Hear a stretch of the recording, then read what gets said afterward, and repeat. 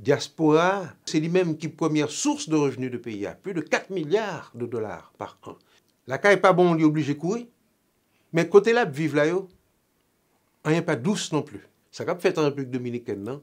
Rappelez-nous le cuisant précédent de 1937, côté plus de 20 000 de nos compatriotes étaient passés en bas coup de couteau. En attendant que situation en plus bon la caille et que conditions réalisées pour nous tourner, nous faites pour nous renforcer, nous, pour nous gonfler pour nous, pour nous remplir cervelle nous, pour que côté nous hier, nous prenons position pour nous capables d'aider la caille.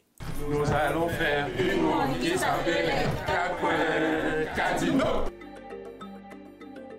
On n'a pas parlé de diaspora haïtienne, bien entendu, nous pas parlé d'un peuple qui a été obligé de quitter la caille à coup de bâton, même si gain en pile dans mi-temps nous que c'est avec en pile qu'est-ce que été obligé de courir quitter le pays.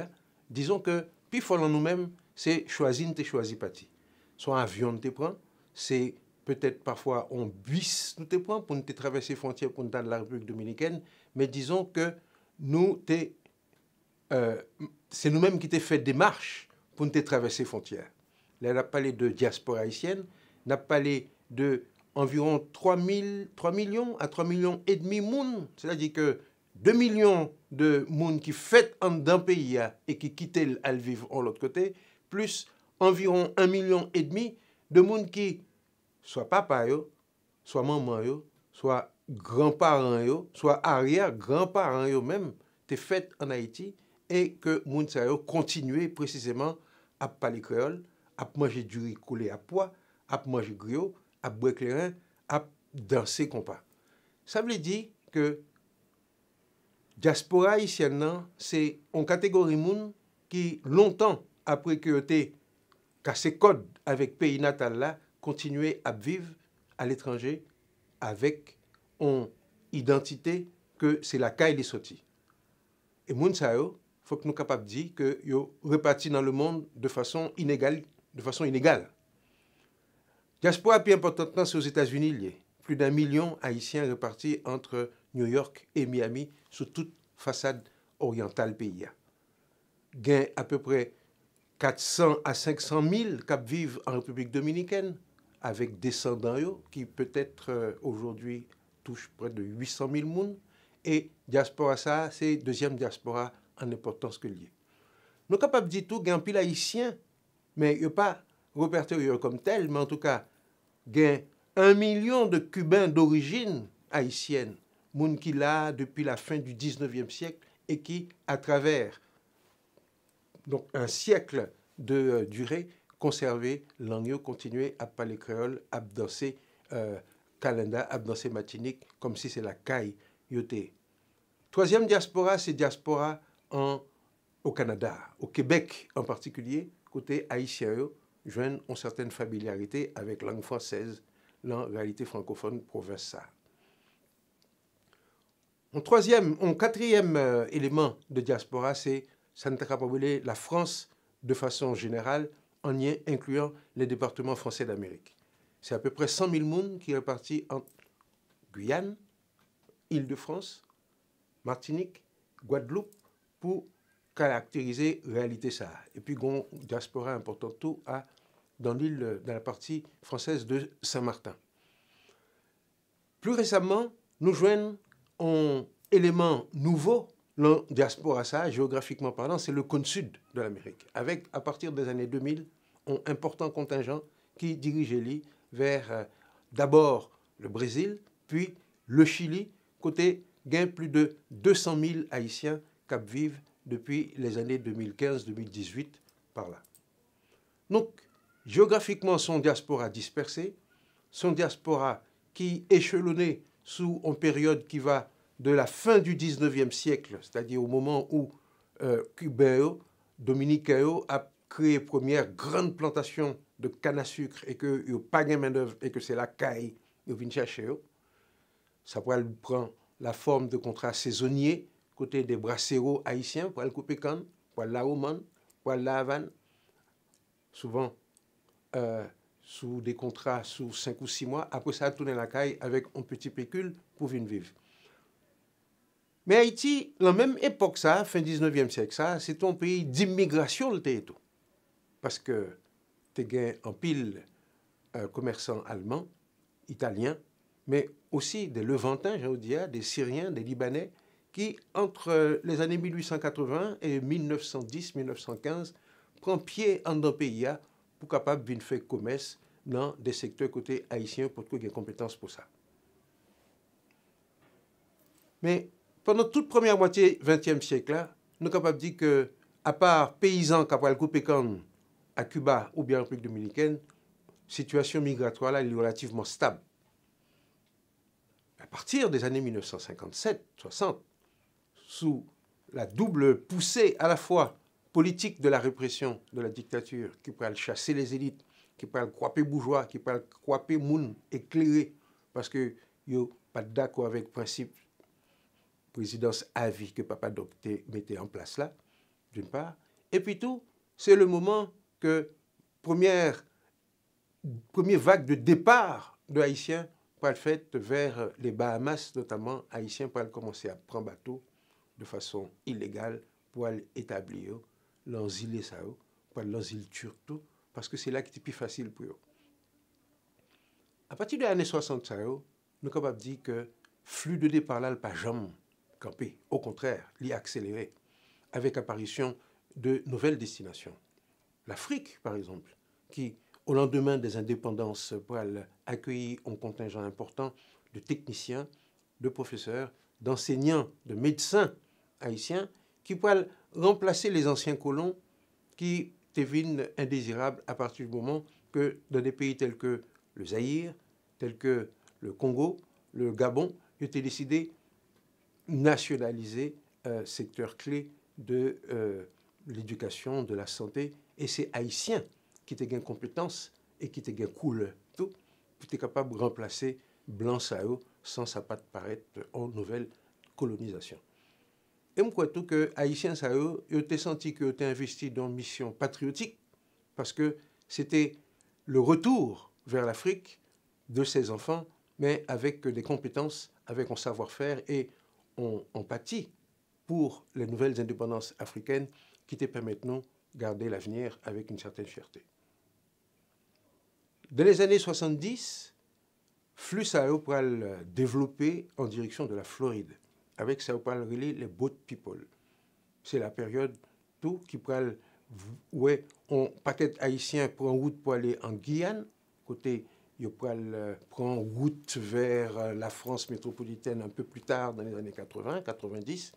C'est époque tout côté fin de l'économie sucrière en République dominicaine fait que Haïtiens qui ont coupé canyo pour basculer dans un secteur d'activité beaucoup plus lucrative et qui gagne le vent poupe, c'est le secteur de la construction.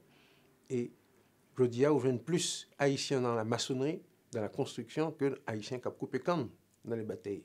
Et puis, il faut Haïtiens qui parlent couper canne, qui parlent en République dominicaine, je dis, c'est pas quand nous pas le couper, justement, c'est avec Tiwell, c'est avec Mato, c'est avec Flotte que ils ont marché, avec fil à plomb, avec Goïne, parce que c'est le type de travail ça qu'ils ont fait l'autre bord. Je dis, si nous prenons un peu de recul, nous sommes capables de dire que diaspora il a un rôle et un statut qui disproportionnel par rapport à ça que le tadoyer. Numériquement, nous dit c'est 2 millions de monde qui étaient faits en Haïti, qui traversaient les frontières, qui vivent de l'autre côté. Mais regardez, quand il y a la compétence Mounsao, où est que 85% de Haïtiennes et de Haïtiens qui ont un diplôme supérieur ou égal à un master, c'est dans la diaspora liée. Et nous sommes capables de dire que, je dis à là, toute crème pays, c'est l'autre bout de l'eau à vivre. Ça qui était à l'intérieur, 15%, ils ont gonflé la capitale là, ou peut-être au Cap Haïtien, et à l'extrême, dans des villes telles que les Gonaïves ou Okaï. Mais en fait, tout ce pays a souffert de brain drain, ça, j'ai oublié en anglais, c'est-à-dire une sorte de perte des ressources vives qui fait que le pays a marché tête en bas. Diaspora, ça, li voye la Kaili pour aider Mounio dans scolarité, dans soins de santé, dans tout événement exceptionnel tel que mariage, funérailles, fiançailles, baptême. Je dis, il y a une forme que soutien diaspora prend dans le pays, en plus de 4 milliards de dollars que le voyez chaque année, c'est aider le monde vient accoucher aux États-Unis parce qu'une fois que le bébé a fait en territoire américain, il a tout un passeport américain à venir en quelque sorte assurer là-bas. Ça veut dire que diaspora transformer l'identité nationale là, de une identité territoriale à une identité en réseau. Parce que le monde, c'est qui vivent Montréal, qui vivent New York, qui vivent Miami, qui vivent à Paris, qui vivent à Bondy, qui vivent à Marseille, qui vivent à Bruxelles.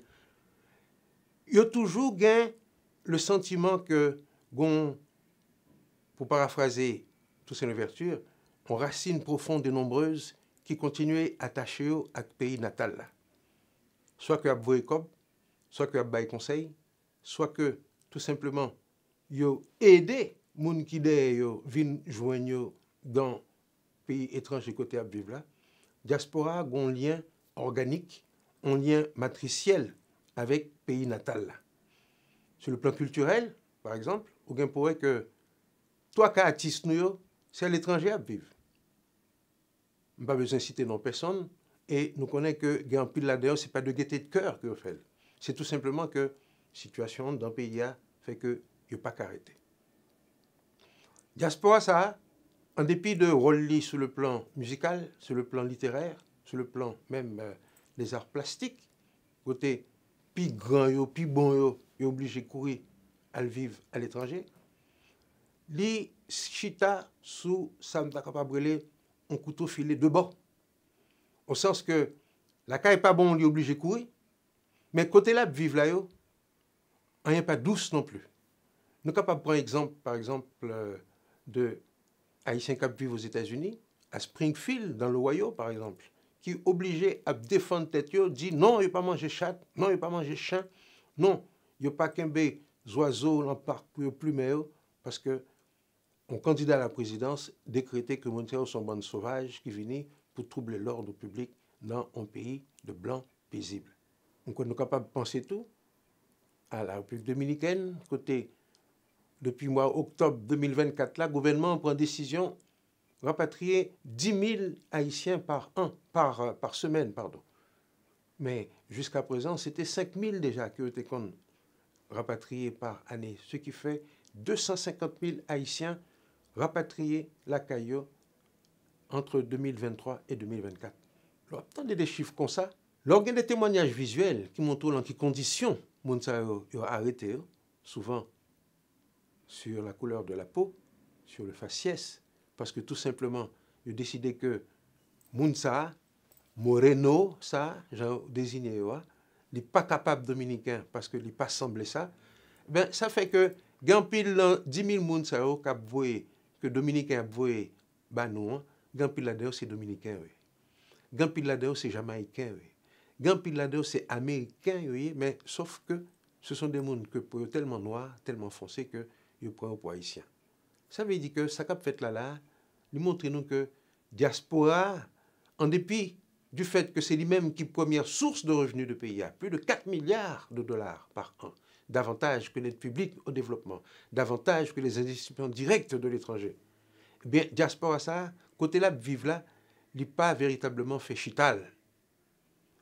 Il subit discrimination, il subit humiliation, et lui-même menacé parfois d'assaut d'extermination, parce que ça a fait en République dominicaine, non? Rappelez-nous le cuisant précédent de 1937, côté plus de 20 000 de nos compatriotes étaient passés en bas coup de couteau parce que un dictateur qui était décidé de pas très forme tête. Face à la situation, ça, qui ça pour nous faire? Nous regardons en haut, nous regardons en bas, nous regardons sous côté, nous pas de route pas boire. Ouais, pas ouais, faut nous obliger de tourner. Faut que nous changions statistique côté 85% de monde qui gagnent en meilleur, c'est à l'étranger à vivre et que 15% qui étaient là, ce sont des héros qui vivent sous la menace d'une bande de gangsters, d'une bande de valent pas en cravate. Mais en attendant que situation en plus bon la caille et que conditions réalisées pour nous tourner, nous faites pour nous renforcer nous, pour nous gonfler pour nous remplir cervelle nous, pour que côté nous hier, nous prenions position pour nous capables d'aider la caille. Aider la caille avec un petit chocho qu'on a besoin chaque mois, peut-être gain chaque semaine, mais surtout pour nous prendre position dans le pays côté nous hier, pour respecter nous comme de dignes contributeurs à l'effort démocratique, à l'effort national. Et ça a demandé un renforcement des capacités intellectuelles, renforcement des capacités financières, parce que c'est l'argent qui comptait dans le bagage, en façon pour que Haïtiens qui vivent aux États-Unis soient capables de peser sur la politique américaine vis-à-vis d'Haïti. Haïtiens qui vivent en France sont capables de peser sur la politique française qui vivent en France. Mais ce n'est pas seulement avec quelques maçons, avec quelques professeurs d'université que nous sommes capables de faire la différence. Nous avons besoin des millionnaires, nous avons besoin des milliardaires, nous avons besoin des gens qui ont l'idée, nous avons besoin des gens qui ont leadership pour capables faire cabouette nous avancer. Et quand tu as tourné la caille là, je crois que c'est un bagage qui est inscrit dans le veine nous, dès l'instant que nous avons fait dans le pays et que nous avons profité de retomber du combat héroïque des pères de l'indépendance qui fait qu'aujourd'hui, nous sommes capables de parler comme un peuple libre et souverain. Et en tant que tel, nous connaissons que même s'il nous faut attendre 2000 ans, les racines sont profondes et nombreuses, nous là, l'attendons.